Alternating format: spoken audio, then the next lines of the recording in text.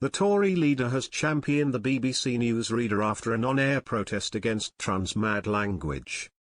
Kemi Badenoch heaped praise on BBC presenter Martine Croxall this afternoon, after the newsreader refused to use the phrase pregnant people yesterday. Ms. Croxall was introducing a news segment on research around heatwave-related deaths, when she read out the phrase from the teleprompter before correcting people to women. The clip went viral on social media yesterday, including receiving praise from Harry Potter author and women's rights campaign J.K. Rowling, who said Ms. Croxall had become her now favourite BBC presenter. In a Q&A this afternoon, the Tory leader joined the chorus of praise for the BBC star and suggested it was yet more proof that Britain has gone beyond peak madness of the trans rights campaign. Ms. Badenoch told the policy exchange think tank, "I think that the tide has turned on this issue. This is the end of the beginning and it will all work itself out. But it does require a lot of brave people continuing to challenge it. Just like the news presenter who refused to read the fake phrase she had been given on television." She explained that while there is room for being kind in politics, it can't be at the expense of facts.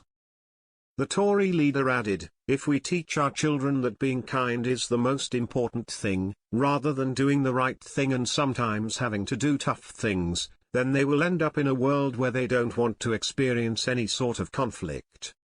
Our tolerance for conflict as a society has sort of dropped to very, very low levels.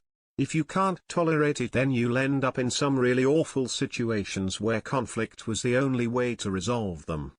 Campaign Group Seen in Journalism described it as good to see accuracy on BBC News, while gender-critical commentator James Esses said, "The BBC is so utterly enthralled to gender ideology that it took a brave newsreader to correct the teleprompter instruction to say pregnant people by instead saying women afterwards.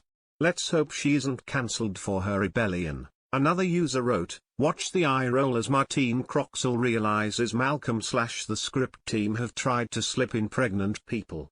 At News, stop erasing the uniqueness of only the female sex being capable of pregnancy." Other responses included, "Take a bow Martine Croxall. Well done at Martine BBC for standing up for women and girls and biological science, and give Martine Croxall a pay rise #BKNews."